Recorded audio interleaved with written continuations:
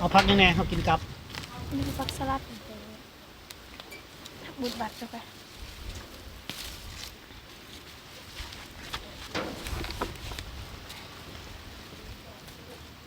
พักตัวนะครับกินบ่ได้บ่กินกับผักกาดมันหึนเนาะแล้วจะว่าเห็นเราทางคุกทางเอามือไปป้ายหน้ามันจะเป็นคนแบบคุกทางมันทัว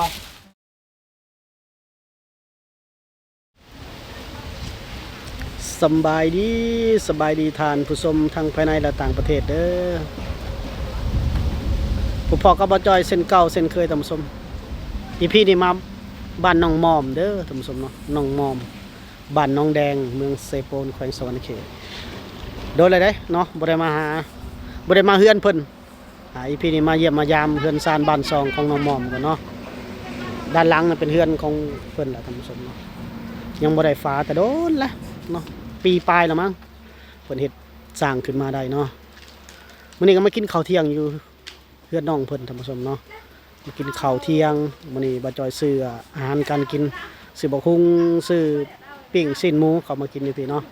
โอเคเข้าไปหาน้องเพิ่นเลยเนาะบ้านไกลแล้วไปบ้านกันนั้นสิไม่ให้เด้อโอ้บรรยากาศดีๆห่มเย็นดีขนาด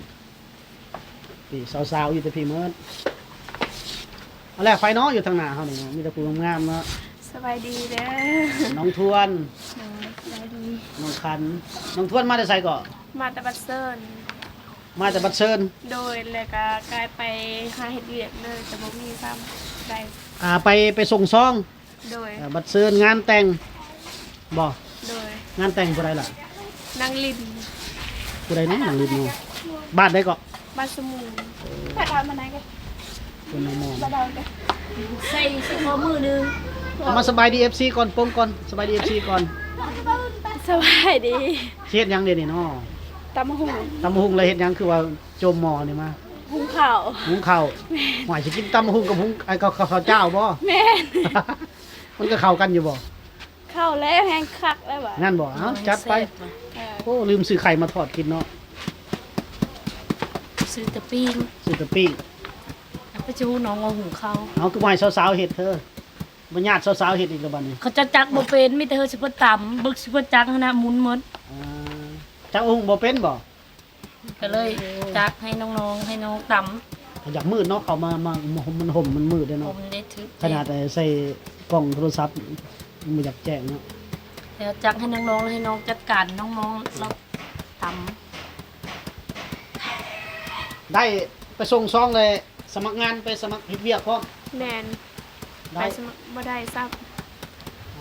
งานแบบใดไปสมัครนะงานแบบว่าเป็นเล็กเสิร์ฟหรือใครเครื่องอยู่ห้านอ๋อมันบ่มีช่วงมันบ่มี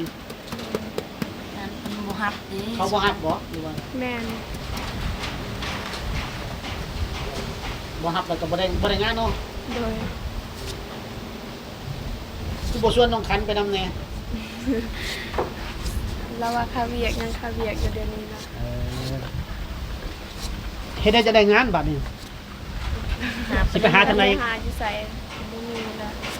ว่าสิไปหาอยู่แถวบ้านดงแถวสะโปนนี่เอง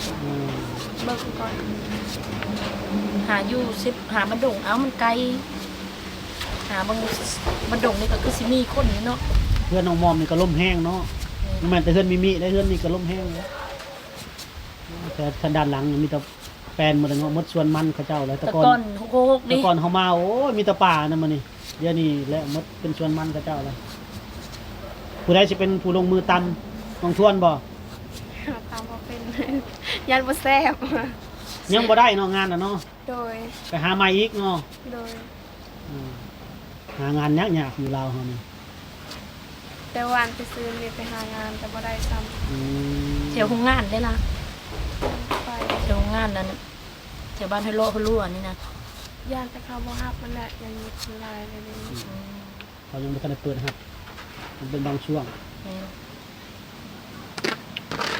ตำเพื่อชาวบ้านในนั้นนะเพื่อเด็กน้อยเด็กทำหลายๆแล้วยินน้ำหวานมันยินเป๊ปซี่เนาะตัวพานางยินน้ำหวานนี่ก็คือเลยนะคือนางเอกแล้วไปเชิญนางเอกครับเพื่อนขึ้นไปปิ้งเลย หุงข้าวนะ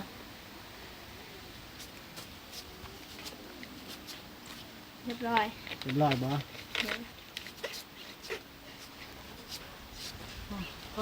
ผู้หนึ่งหุงข้าวผู้หนึ่งจับหุงเอาผู้หนึ่งลงมือตำ แม่พอซุปจักมาหุงมาเป็นเลยจักให้น้องจัดการแบบนี้น้ำมันลงมากก่อนแล้วก็ต่อ จนเพียง น้องมอมเป็นผู้ลงมือตำให้แซ่บๆเด้อ หมดความสามารถนี่น้อง อย่าเอาแต่ส้มร้ายก็พอแหละ หน้าดก บ่เห็นดนงามขึ้นเนาะบ่เห็นดนเนาะช่วงนี้ไปเฮ็ดหยังน้องมอมกูบ่ค่อยว่างช่วงนี้ ยืเรือน อ กัน ยู่เพื่อน หอมนักเด็ดเนี่ย ทางให้บ่ บอทางแล้วแหละ แล้วแหละ แม่ เล่นอันนั้นเด้อเนี่ยเล่นเป็นคันเด้อคันเอาอีกแป๊บซี่อิ่มนะ อยู่เพื่อนบ่ได้กินข้าวเหนียวบ่จังว่าหุงข้าวเจ้า กิน มันบ่พอบ่ คือยาก ทำหงมันต้องกินข้าวเจ้าตัว แม่นบ่ แฉบ ข้าวเจ้าก็แฉบนี่แหละ ทอดไข่ได้ตำหุ่มทอดไข่กับข้าวเจ้า โอ้ มีบ่คนขายไข่แถวนี้ในบ้านเจ้านี่บ่มีห้านใช่บ่ บอมี ไข่ก็ต้องมีน้ำมันอีกเนาะ แม่น มาวุ่นวายกันไป เดี๋ยวซื้อปิ้งมาแล้วก็เจอนี่ เราโอเคแล้วโอเค ไปชุมเพื่อน เอาไปโน่บ้าง ค่ะ ขักเลยเอา จะสัมภาษณ์อาหารบ่บนกระปุกเป็นงัวเป็นในเรื่องนี้ หนาวเด้ ล่มเด้อยู่บ้านน้องมอมนี่ก่อน ซ้ำยุกกับเพื่อนลูกนี้ ตัวสามสาวนี่โสดมันกูคนอยู่บ่ โสด แม่นบ่เว้าออก สาม คลิป จะสี่ก็ยังเว้า บ่แล้ว โสดเด้อนี่ก็เด้ออยู่หลังกล้อง น้องคันก็โสดบ่น้องคันก็ โสด โสด 100% บ่ สาวเสือแดงทั้งนี่ก็โสด เอามั่นใจเด้ โสดหมด น้องมอ น้ ง องทวนก็โสดบ่ แมนโสด น้องมอมเด้ โสด อันนี้เด้ซะ โสดค่ะ โสดแต่มีลูกติด2 คนครับได้ก็เอาเขาครับไม่ได้แล้วก็ย่า แต่ตกเตียงนั่นอย่างนั้นเนาะเว้าหลายเนาะ ไม่ใช่เต่งกระตั้มอยู่น้องเนาะโสดได้นี่ก็ไม่ได้อันนั้นนะก็จะได้คุกฮอกกันแบบ มา นี้ เยี่ยมยามมีน้ำน้องมอมดมมาแล้วดนแล้วบ่ได้มาเฮือนเพิ่น โสดละ มีแต่ให้น้องมอมไปเฮือนน้องมิมิเนาะ ไปติ๊กเกิดคนไต่ เมื่อวานนี่ไปสอนบ่วานนี่ แม่น ได้บ่ จะที่จะ ลู ได้ กก็ได้ซ้ำมีแต่ผักขี้เล็ก เป็นเมื่อมาบ่มียังแล้วก็ เก็บมาขี้เล็กมาขี้ไก่ที่คนไปบ้านนี้เนาะแต่บ้านนี้มีลูกขี้เล็กนะ เอาบ่ได้เดี๋ยวนึงก็เดี๋ยวนึงไปหากินเฮ้ย มีแต่ห้อย ได้แตะหอย แม่น สาเอาบ่หรือสอน ซา โอ้ผู้ขนาดสายังบ่ได้เนาะ โดย ยังเขาไปสอดมันบ่จักปลา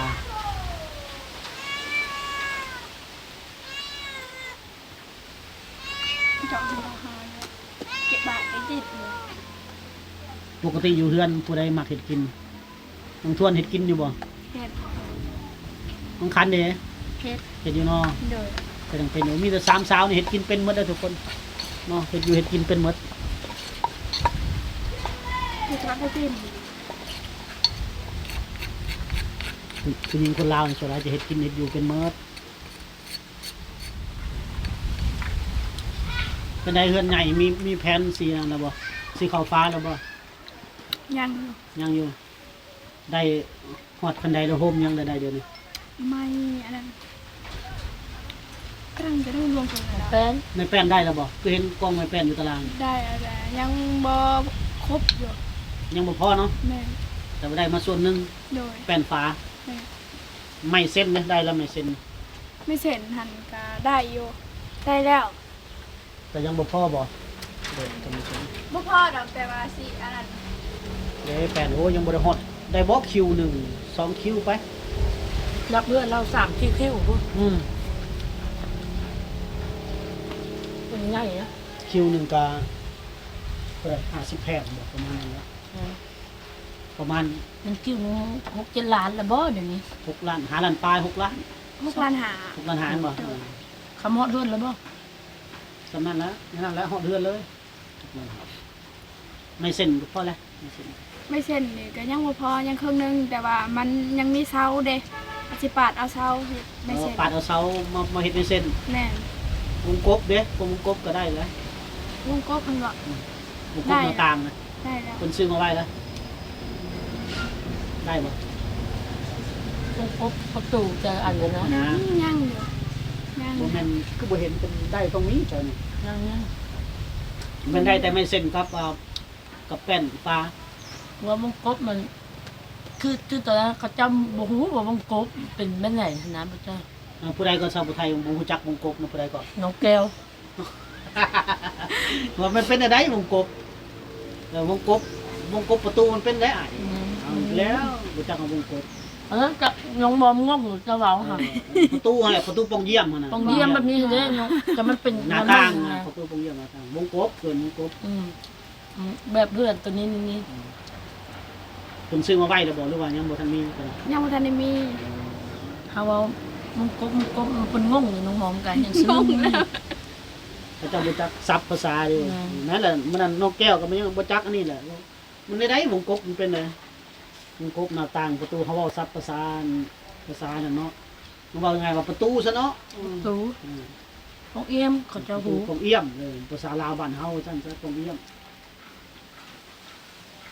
ยังเนาะ โดย ก็สิยังดอกคันได้ตัวนั้นแหละก็ตีปลาไว้แหละสบาย สบายเลย ได้วงกบพวกหน้าต่างก็ตีเส้นปลาไว้เลยแป้นกำลังคันได้แป้นบ่ได้ตัวนั้นก็บ่ได้อีกแล้วไม่เส้นกับไอ้หน้าต่างสำคัญน้องคันเด้ เนี่ยมึงเข้าน้องหอมแล้ว ช่วงนี้นี่จะไปรับจ้างเลยเนาะก็บ่ไปรับจ้างก็ไปทางให้ โดย เดินได้จุดหายมั้งใกล้จะหมดจุดหาย ใกล้แล้ว หลังโครงการเนาะ ที่เชื่อ สวนพักน้องมอมโอ้มาเก็บพักอยู่พี่บ่บัดนี้ก็น้อยอยู่สวนเนาะพอดีอันตะแพงสวนเราก็ มันมีคือเพชรกว้างๆแน่ อันอยู่ลุ่มหั่นนี่ โอ้อยูรุมก็มีบ่ แม่น เก็บผักมากินกับผักสลัดอากาศ ที่เก่าบักได้หนึ่งเนี่ยค่ะไอ้สาระ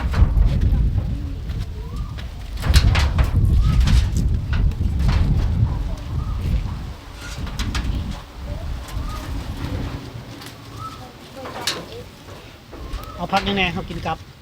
นี่คือผักสลัดบุดบัตรเจ้าค่ะ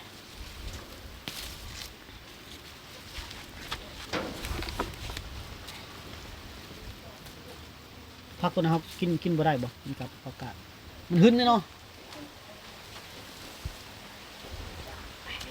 บรรยากาศแต่ก่อนเป็นป่าหมดแต่ก่อนเดี๋ยวนี้โอ้หมดแล้วเอาน้ำหอมเนาะแต่ก่อนเป็นป่าตะย่านหมดใช่เดี๋ยวนี้แฟนหมดแล้วเดี๋ยวนี้สบายดี FC นะล่ะ สวัสดีFC ซื้อได้ก็เจ้านะ ซื้อวานตา หวานตา โดย น้องหวานตาเป็นน้องสาวของน้องมองเนาะ เสีย แม่นบ่ โดย อายุจักปีละจัน 12 12 ปี นี่สาวสาวเจ้า เป็นลูกสาวบ่ได้ไปเฮียนบ่เดี๋ยวนี้นะ ไปแต่ตอนกลางวันไปแต่ตอนเที่ยงตอนแรงไม่ได้ไป ยังเข้าเฮียนอยู่เนาะ โดย อยู่มอใดล่ะ บ่อยู่ปอ อยู่ปอบ่ โดย ยังอยู่ปออยู่เนาะ ขอห้างบ่ละ ปอซีเพราะตอนน้องเขาเฮียนน้องใหญ่แล้ว โอ้ น้อง7-8 ปีแล้วเขาเฮียน ตอนนี้อยู่ป โดย .4 น้องหวานตาอยู่ป .4 อายุ12 ปีมื้อนี้บ่ได้ไปน้องมื้อเนาะ โดยไปแต่ตอนเที่ยงตอนแรงไม่ได้ไป ไปตอนเช้า โดย แม่นบ่ มือ ตอนแรกบ่ได้เข้า โดย เออ มาเข้ามา น้องก็เรื่อยตอนนี้ก็ไงมาก็งามคือไอ้แล้วนี่ งามเลย อ่าน้องวันตา ก็ซื้อกระมวดได้ซื้อแล้วเนาะ ขับรถบอกเข้าทุกคน เริ่มลงมือแล้วเนาะน้องมอบได้เป็นหัวหน้าทีมบ่ แม่น แต่สาวไทยยิบหน่อยยิบลายเนาะหิวข้าวแห้งบ่ กินข้าวกล้องมดกล้องหนึงนะเอาไปหิวมันเห็ดเลยโอ้เป็นไร ทั้งงานคุกทั้งงานจับหน้าตัวเองบ่ น้องก้อย ย่าง แรก ตัวแสบหน้าดอกจังนั้น จักคนตุ้ยเธอเองเนาะ นั่นแหละจะว่าเห็นเราทั้งคุกทั้งเอามือไปป้ายหน้า มันก็เข้มข้นแหละ คุกให้มันทั่ว คืออยู่นี่น้ำเนาะหอมเด้ในประเทศอีสิรุใส่ แซ่บๆด้วยน้องมอมเด้อ มันความสามารถนี้ สุดชิมือแล้วอะแสบบ่แสบบู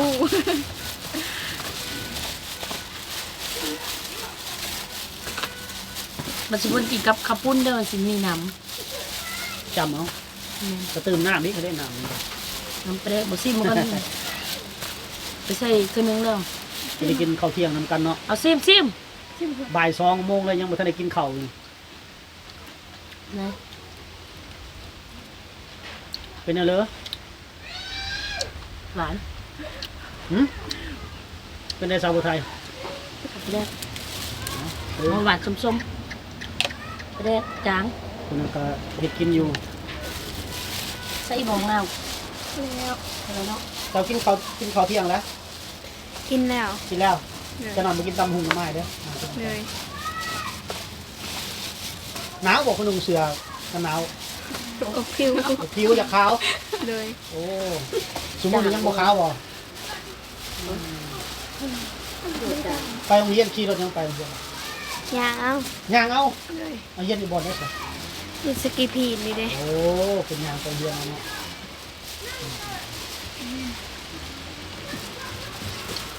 ย่างไปตอนเที่ยงแล้วมั้ง เลย มากินข้าวเยือนเนาะ เลย จางอะไรจางเกลือ ช่วยเกินจ้า จางชุดเกลือหรือชุดแรก สุบๆกันสะถามกันสุบๆได้กินเด้เฮ็ดได้นี่เป็นแซ่บเนาะทั้งน้องคันและนั่งให้กำลังใจเนาะกับน้องชวนเนาะ โดย เอาใส่นี่เลยน้องคันเอาน้องคันเอาตัดกระปุ้นเต็มล่อชนี้เอา เอา แต่งเวะทุกก่อนยับเข้ามาตูดมาซื้อกันเดี๋ยวเขาจะดีดแล้วพอดีเวาแล้วดีดแล้วอย่าพร้อมทอดเอาโบงมาเอาถ้วยมาตักแบ่งเขาเจ้า เอ็ดงานเอ็ดงาน ทำเองอันนั้นอิ่มนะมาเอาแก้ให้มึงนะมันไปบ่ายหน้าอีกมดละแรกนี่นะ ให้เด็กน้อยในบ้านกินบ่เขาใส่มื้อละ จะในบ้าน แต่อะไร แม่คนเม้นว่านั้นแต่กระปุ้นเอาลง ไหน ได้ ดึงเนี่ยเชื่อได้เชื่อกัน เอาลงคันว่าอันนี้ชนี้เจ้าเอา เมื่อเช้าจะว่ายังเมื่อกี้นี่เดี๋ยวน้องเมื่อเช้าเราเพิ่งมาส่งไป กินเลยเนี่ยได้บอก กินละอ่อนจ้ะแบ่งให้ละเด้ แบ่งให้ได้บ่ เลย อ๋อ ใช่เลย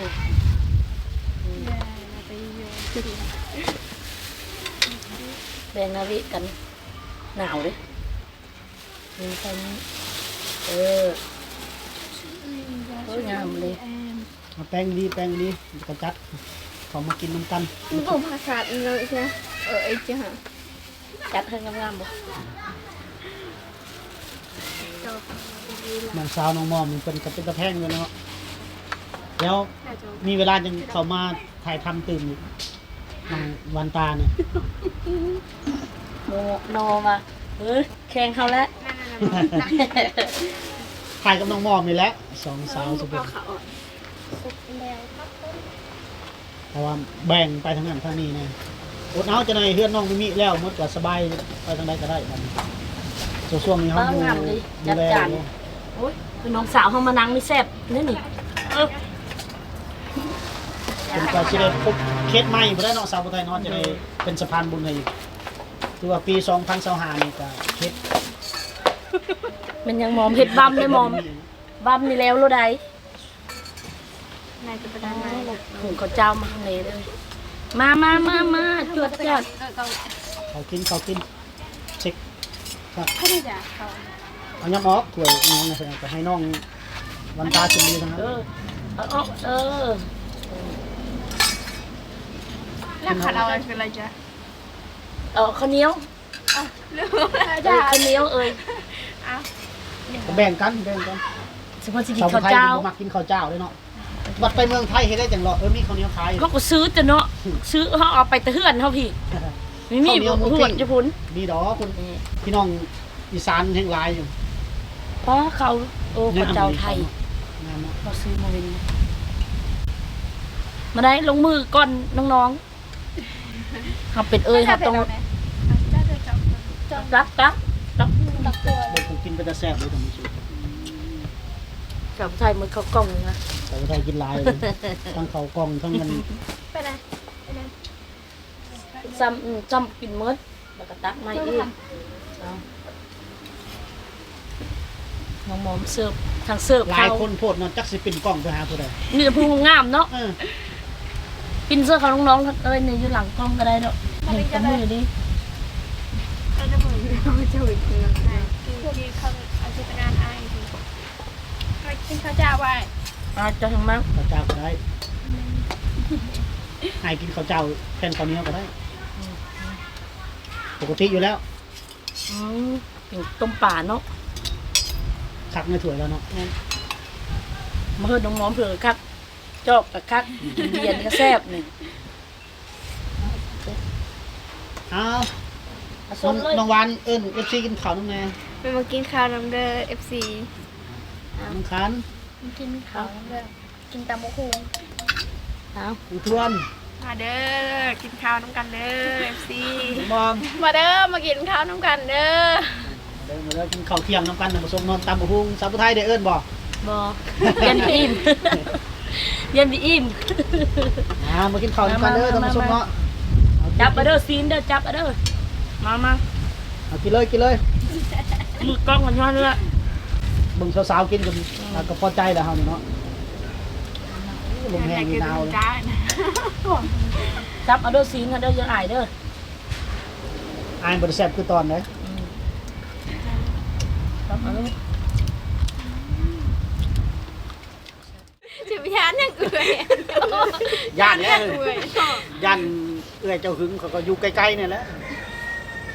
กินข้าวกินน้ำอิ่มแล้วแซ่บบ่ เซฟ แซ่บเนาะที่มือน้องม่อมผู้พาเฮ็ดให้เป็นน้องม่อมเลยท่านผู้ชมอิ่มแล้วมื้อนี้มากินข้าวเที่ยงเพื่อนน้องม่อมบ้านน้องแดงท่านผู้ชมเนาะมาเยี่ยมยามทำข่าวน้องเพิ่นเลยท่านผู้ชมก่อนจบคลิปเฮาก็มีอันของฝากเล็กๆน้อยๆเด้อของขวัญให้กำลังใจน้องๆเพิ่นก็สิให้น้องม่อมแล้วก็น้องทวนเนาะเป็นผ้าห่มคนละ1พื้นส่วนน้องคันแม่นอีพีก่อนได้ไปแล้วเด้อเนาะน้องให้น้องทวนกันเนาะน้องทวนย่อมือเนาะขอบใจ ใจเด้อขอบใจเด้อ